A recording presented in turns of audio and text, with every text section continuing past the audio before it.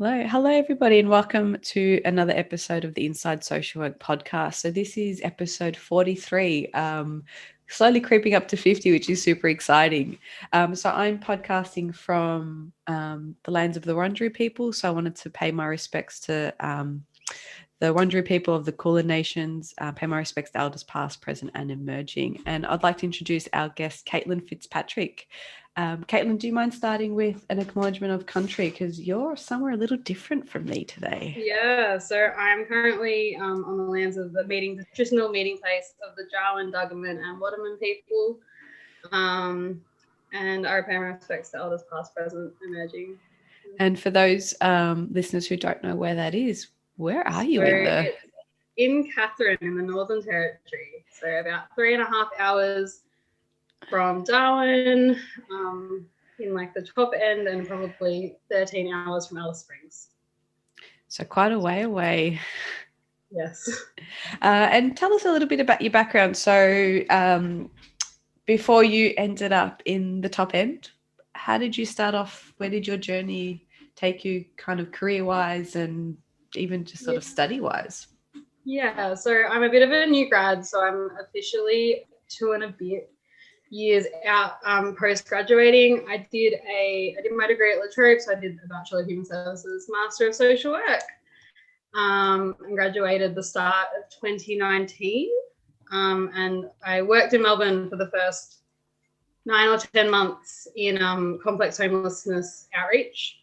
So I did a case management and advocacy and everything under the sun that comes with homelessness.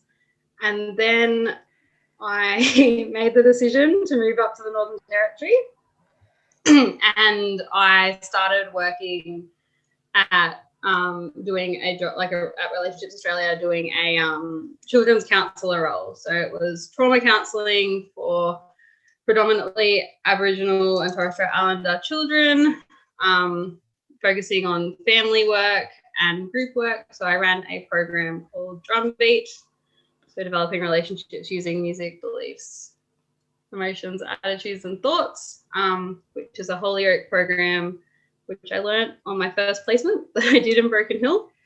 So I ran a drumbeat group out in a remote community about an hour and a half out of Katherine at a school with 8 to 12-year-olds. So that was really fun. So I did that for maybe it was like 10 months as well.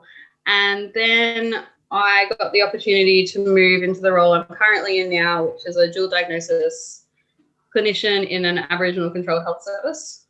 And yeah, so I do case management, counselling, advocacy, court support, you name it,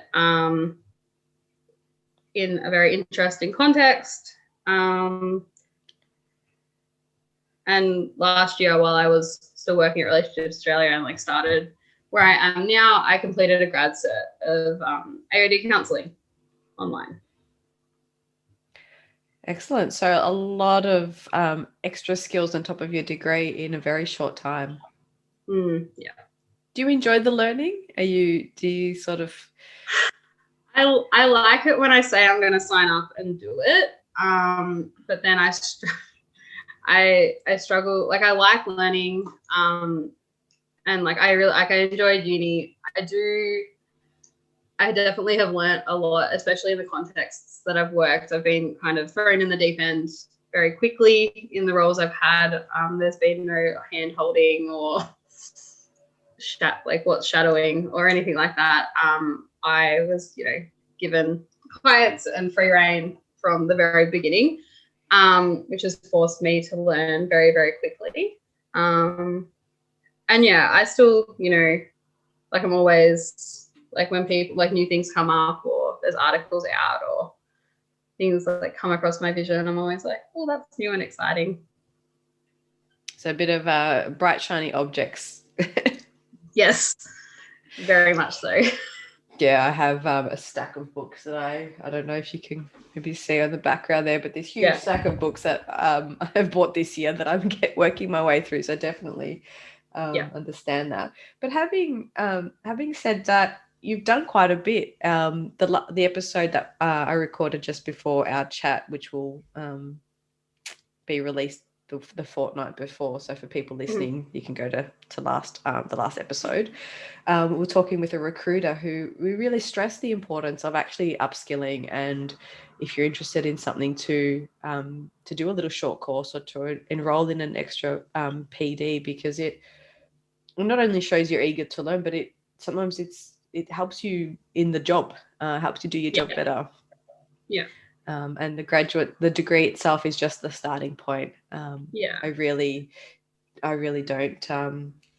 I really believe it's that's just the starting point. That's the minimum you needed to get your foot in the door, and now you need to upskill and you need to specialize. And I don't know about your course, but we had one class on mental health in the whole kind of course. So I needed to do extra studies, and I did an extra grad dip.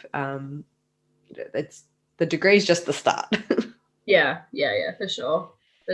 Yeah. So I did my grad cert, which I can continue on. Yeah, we'll decide when I'm going to pick up subjects again. But yeah, I really, I did my second placement in a homelessness service, working with complex AOD, and I really enjoyed like the aspects of like harm minimization and like safe injecting and all that kind of stuff. And like I learned a lot. I did a lot of PD while on placement around those kind of things, around HIV, Hep C, safe injecting the naloxone, like all those kind of things. And yeah, it's definitely knowledge that like my peers and stuff don't have. So whenever anyone will listen, I will hand that knowledge out. Like I walked past a colleague who was doing something on like needle stick injuries, and I was explaining about how like a needle stick injury and the difference between like likelihood of getting a disease, like a bloodborne virus from a needle stick versus injecting drugs, and like why that's different and like why the chances are higher, because lots of people don't know around like why it's different. And treatments for Hep C now, and the antivirals for HIV and all those kind of things that are now available, and like reducing that stigma is what I've definitely done a lot of up here, because the drug use profile in Katherine is very, very different to where I was working in St Kilda in Melbourne.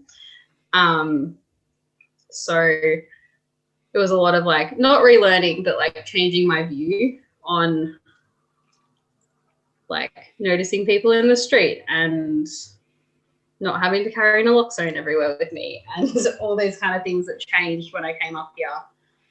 And yeah, I've done a lot of trying to reduce the stigma, especially around like methamphetamine to ice in Katherine, because it gets quite demonized by clients and also by services.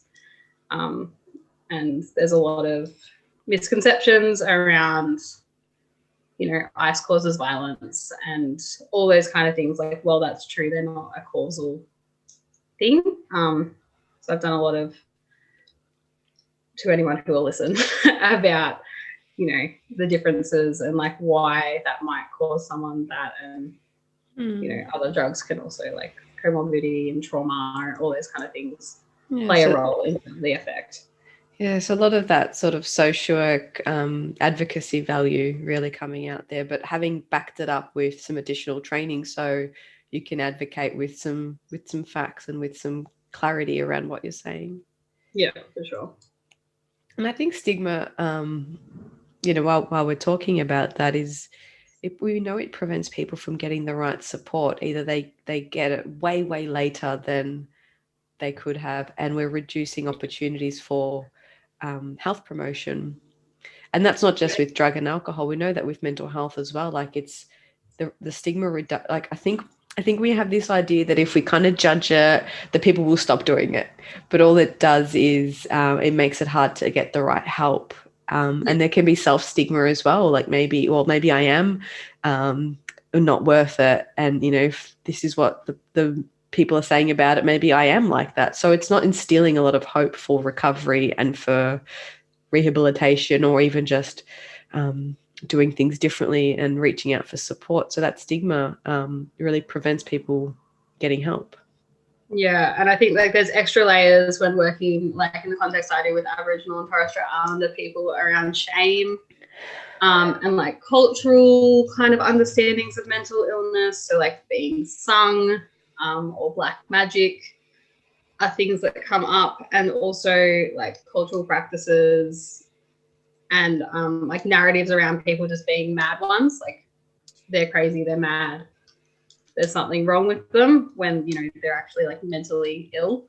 And yeah, like the shame that is so like common with like my client group really, really stops people from talking about what's going on, because it's just like, it's kind of, I guess it's not really my place to say, but I guess from like what I've seen, it really, that shame stops people talking. It stops people coming out of their houses. It stops people seeking help.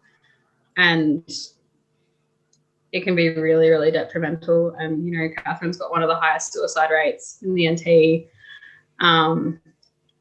And yeah, we need, and we've got all this, all the campaigns you can think of, all the, you know, mental health, AOD, suicide, sexual health, you name it, we've got a campaign for it. But the health rates and stuff aren't getting better. It must be very difficult to be a part of. Yeah, definitely. Like, yeah, it's definitely, yeah, because you see all this money thrown at all these programs and all these things, and like a lot of the time, like the decisions about stuff are like made in Darwin and made in government, and like it gets down to us on the ground, and we're like, and you want us to do what with this? And you actually think that, what, like the disconnect between like the people making the decisions and the people that are like, people who really need help are so far apart. And, you know, like just like even trying to get, like, obviously I live in a remote town, and like while we have more services than like a remote Aboriginal community, for example, like there's no OT, there's one psychiatrist. You know, like the options aren't there, like to get things assessed, to get things changed, to get people the help that they need isn't there. There's, you know, like the NT mental health service, and then there's like where I work that do like technically clinical mental health care, and that's it. So like in town, if you're over 25, there's probably maybe like 5 people you could see. Servicing, you know, 10 to 15,000 people. Actually, probably less, because they're, 10 to 15. It's insane. Yeah, and then I mean, the complexities in that side of the world, or in that part of Australia, are very they're very complex, and there's a lot of things happening.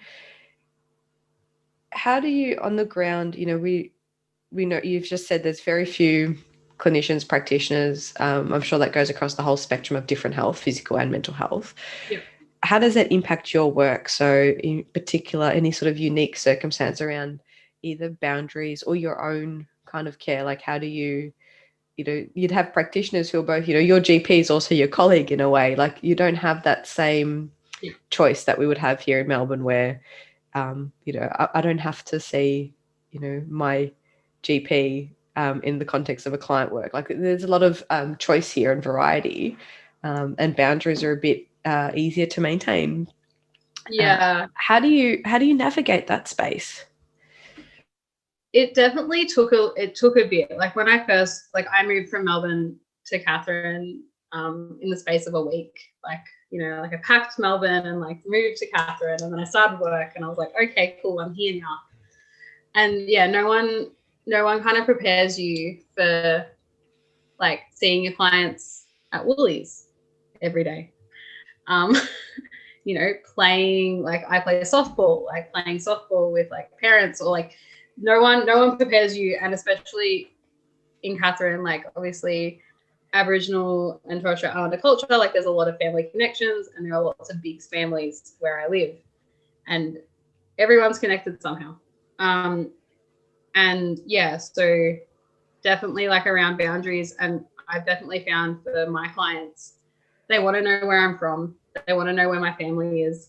They want to know these kind of things about me, because they're trying to place me in like where I fit in their world. And like, you know, I've watched it happen with clients like day in, day out. Like we'll be around town and they'll be like, that's my guardian. So like, that's my like mother-in-law, sister-in-law, cousin, whatever. And they do it with practitioners as well, just to see where they can place you. And like we also have like Aboriginal community engagement workers and case managers and all those kind of things. So they're always trying to like place you where you fit. So that's been really different, because when I worked in Melbourne, I didn't tell anybody where I lived, where my family was from, nothing like that at all. Very, very different. And I don't think people asked when I was in Melbourne.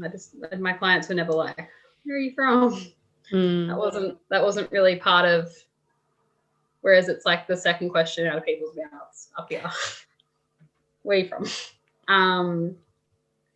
And yeah, around like boundaries and confidentiality, like between services, and it's really, really hard. And like I've had clients that like don't want to be seen out with me, because like what if their auntie or family member sees them, and then they'll know that they're seeing the mental health person, and then, you know,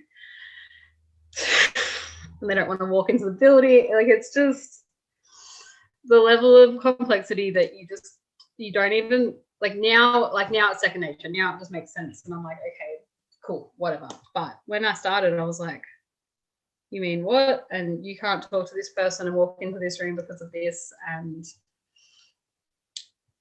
yeah, we're lucky in Katherine that we now have like other GP clinics, but for a while there, we had no GP clinic for people who were non-Aboriginal. So all of us who work at the service that I do had to go to the clinic and like see doctors and nurses and people who literally are our colleagues, which is a very, very strange thing. And yeah, like you go in for like something that's, you know, personal to you, and you're like talking to a colleague that you might see at a meeting next week. So yeah, it's like there's a lack of choice. Like there's no private mental health services in Katherine or anything like that. Like, so yeah, there's definitely a limited range of choice, and yeah, boundaries come very differently. So have you found some workarounds for that? Like how do you navigate that space? You know, do you have supervisors who are maybe external via telehealth? Are you engaged now that telehealth is becoming a lot more accessible and feeling more comfortable for people? How do you personally kind of stay connected to community, but also have that privacy and have that sort of space outside to really just share what's going on for you? Yeah, so I get external supervision, and I started that when I moved to Katherine, and started working with an external supervisor who lived in a remote community, so had been around Katherine and been around Darwin, kind of knew what I was dealing with. And then unfortunately she went on mat leave, so I found someone else who had also done a similar thing. And yeah, I found external supervision like invaluable up here, especially like I work in a service where I am technically the most senior social worker. No, I am the most senior social worker. And like we only currently have 2 social workers. And my and like we also, where I work, we get external like supervision from the peak body for Aboriginal health services.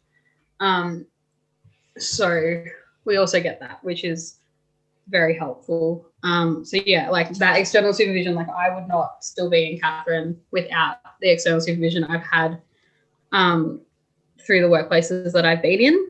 because you definitely need like an external place. And I think even if I was to move back to Melbourne or somewhere where like I could actually get supervision in my workplace, I would continue external supervision. Yeah, I mean, I'm a big advocate for that. I personally have 2 supervisors and 3 groups that I'm a part of, but I think it's really important for your own learning and support, and also having someone who's understands the industry but not your direct line manager or in that service. I think it's so valuable, and it means you can kind of keep that connection with them through multiple jobs, and they can see your progress. Whereas if you're just relying solely on line management, I know I feel like you can't kind of say you're struggling in the same way, and sometimes it's more around caseload allocation or tick boxing rather than growth and learning and vicarious trauma and burnout prevention. Like, how does that fit with your experience? Yeah, definitely. And I've actually never in the NT had supervision by my line manager. I don't know if it's just an NT thing, but supervision by line managers is not really something that I've heard happen a lot up here. And my line managers, so like I currently get no line supervision from my manager.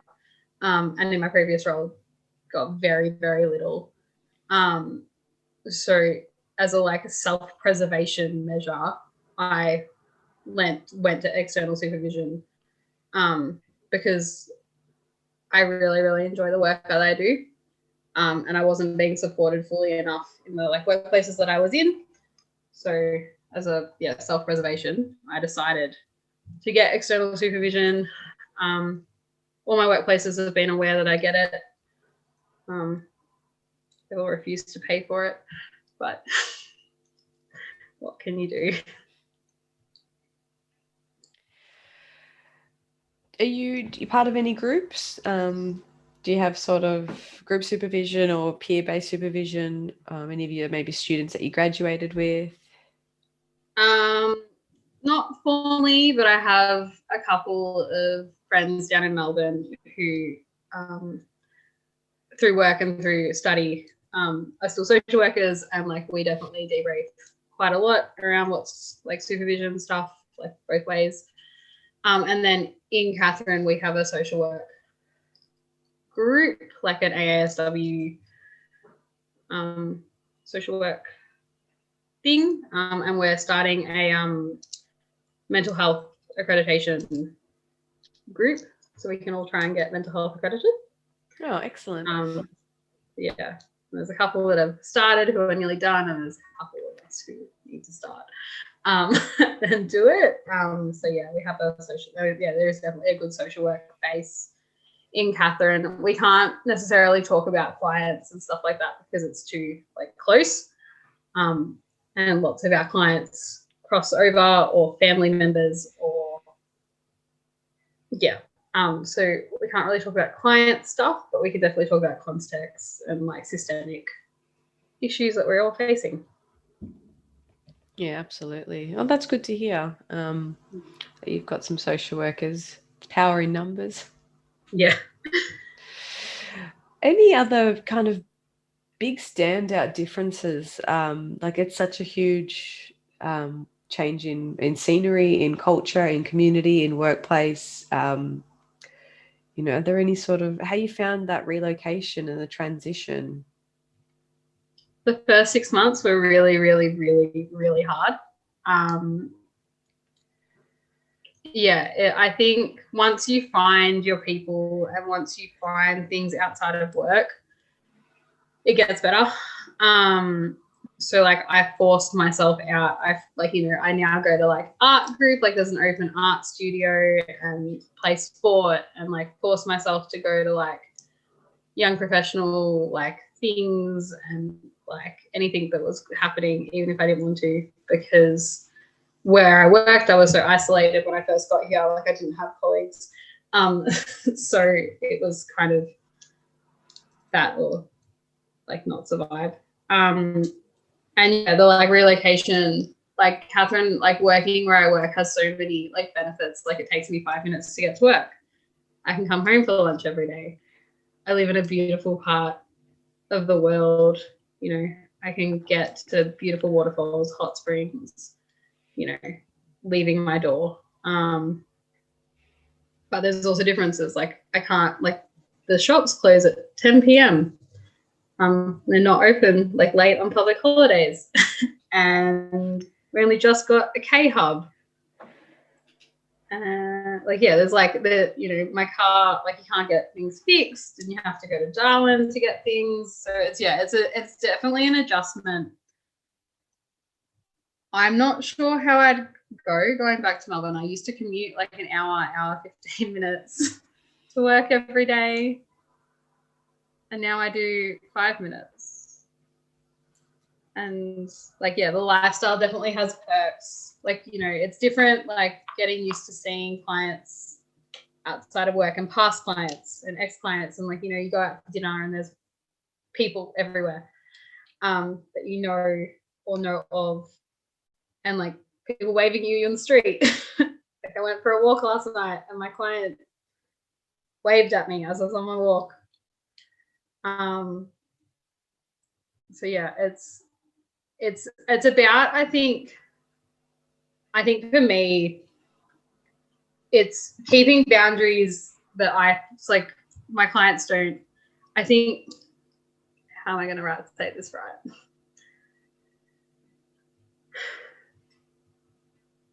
I think if you take in consideration like the cultural context of where I am and the clients that I work with, and see like you being someone's worker kind of invites you into that person's like family circle, right? And like I've got to meet aunties, uncles, grandparents, children, grandchildren of my clients, just because people travel and people are transient and they come in and they go. And it's really, really lovely to be able to do that and to get to see an insight into people's lives outside of, you know, where they like just the office. Like I actually probably only see like 10% of my paid clients in my office. I see them in their houses, out the front of their houses, at Woolies, you know. And like it's a real, real privilege to do what I do and to see what I see and to be able to go into communities and to learn about culture and language. So like my clients predominantly speak Creole, which is like one of the largest Aboriginal languages up here. And, you know, I went on a Creole course and I now understand like most spoken Creole and can talk to my clients in Creole. And although they laugh at me, they know that I'm trying and that I want to learn, and learning about their culture and, you know, where they fit like skin and culture wise and practices. And yeah, I've been really lucky.